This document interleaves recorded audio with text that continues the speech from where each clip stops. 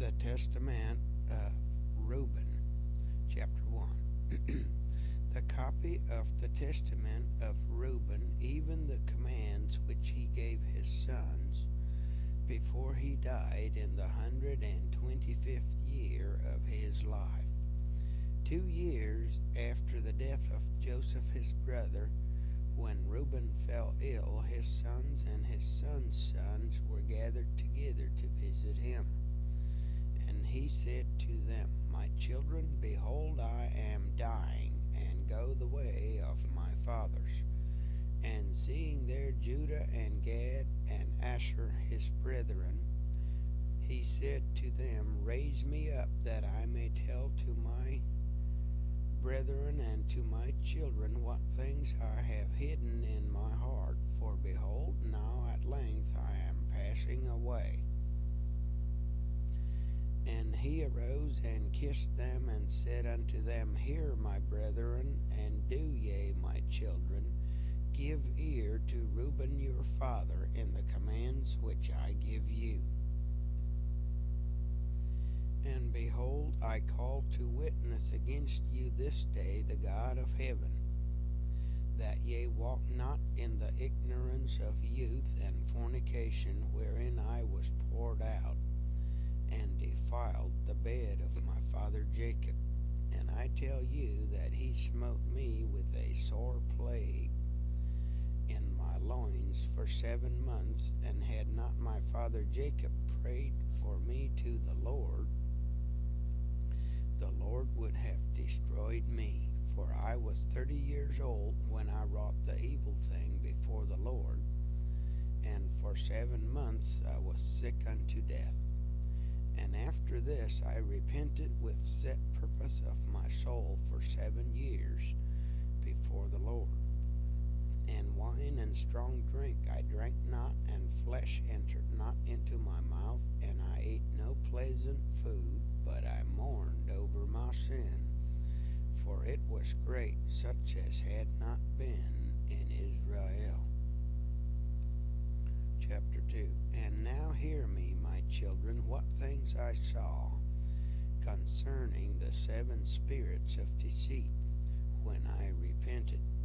7 spirits, therefore, are appointed against man, and they are the leaders in the works of youth. And 7 other spirits are given to him at his creation, that through them should be done every work of man. The first is the spirit of life, with which the constitution of man is created. The second is the sense of sight, with which arises desire. The third is the sense of hearing, with which cometh teaching. The fourth is the sense of smell, with which tastes are given to draw air and breath. The fifth is the power of speech, with which cometh knowledge. The sixth is the sense of taste, with which cometh the eating of meats and drinks, and by it strength is produced, for in food is the foundation of strength. The seventh is the power of procreation and sexual intercourse, with which through love of pleasure sins enter in.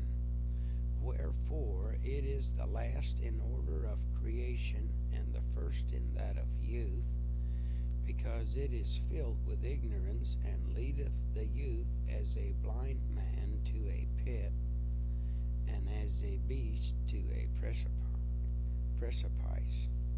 Chapter 3.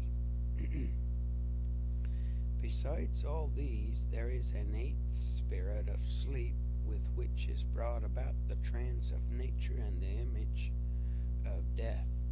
With these spirits are mingled the spirits of error. First, the spirit of fornication is seated in the nature and in the senses. The second, the spirit of insatiableness in the belly. The third, the spirit of fighting in the liver and gall. The fourth is the spirit of obsequiousness and chicanery. that through officious attention one may be fair in seeming. The fifth is the spirit of pride, that one may be boastful and arrogant. The sixth is the spirit of lying, in perdition and in jealousy, to practice deceits and concealments from kindred and friends. The seventh is the spirit of injustice, with which are thefts and acts of rapacity, that a man may fulfill the desire of his heart, for injustice worketh together with the other spirits by the taking of gifts. And with all these the spirit of sleep is joined, which is that of error and fantasy. And so perisheth every young man, darkening his mind from the truth, and not understanding the law of God, nor obeying the admonitions of his fathers, as befell me also in my youth.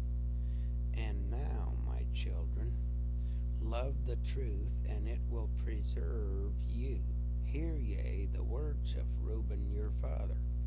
Pay no heed to the face of a woman, nor associate with another man's wife, nor meddle with affairs of womankind. For had I not seen Bilhah bathing in a covered place, I had not fallen into this great iniquity. For my mind, taking in the thought of the woman's nakedness, suffered me not to sleep until I had wrought the abominable thing.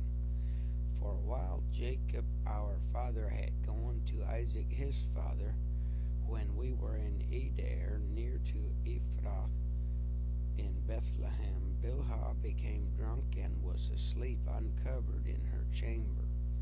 Having therefore gone in and beheld her nakedness, I wrought the impiety without her perceiving it, and leaving her sleeping, I departed.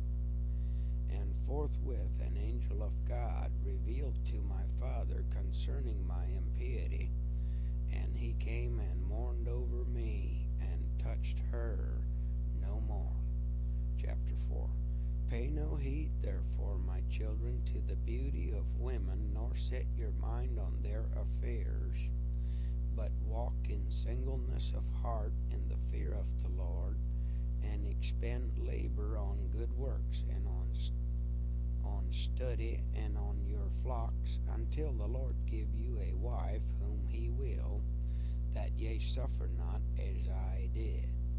For until my father's death I had not boldness to look in his face, or to speak to any of my brethren because of the reproach.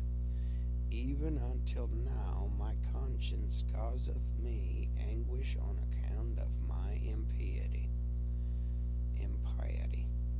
And yet my father comforted me much, and prayed for me unto the Lord, that the anger of the Lord might pass from me, even as the Lord showed. And thenceforth until now I have been on my guard, and sinned not. Therefore, my children, I say unto you, observe all things whatsoever I command you, and ye shall not sin. For a pit unto the soul is the sin of fornication, separating it from God, and bringing it near to idols, because it deceiveth the mind and understanding, and leadeth down young men into Hades before their time. For many hath fornication destroyed, because though a man be old or noble, or rich or poor, he bringeth reproach upon himself with the sons of men, and derision with Beliar. For hear ye regarding Joseph, how he guarded himself from a woman, and purged his thoughts from all fornication, and found favor in the sight of God and men. For the Egyptian woman did many things unto him, and summoned magicians, and offered him love potions, but the purpose of his soul admitted no evil desire. Therefore the God of your fathers delivered him from every evil and hidden death. For if fornication overcomes not your mind, neither can Beliar overcome you. Chapter 5. For evil are women, my children, and since they have no power or strength over man, they use wiles by outward attractions that they may draw him to themselves. And whom they cannot bewitch by outward attractions, him they overcome by craft. For moreover, concerning them, the angel of the Lord told me and taught me that women are overcome by the spirit of fornication more than men, and in their heart they plot against men, and by means of their adornment they deceive first their minds, and by the glance of the eye instill the poison, and then through the accomplished act they take them captive. For a woman cannot force a man openly, but by harlot's bearing she beguiles him. Flee therefore fornication, my children, and command your wives and your daughters that they adorn not their heads and faces to deceive the mind, because every woman who useth these wiles hath been reserved for eternal punishment. For thus they allured the watchers who were before the flood, for as these continually beheld them, they lusted after them, and they conceived the act in their mind. For they changed themselves into the shape of men, and appeared to them when they were with their husbands.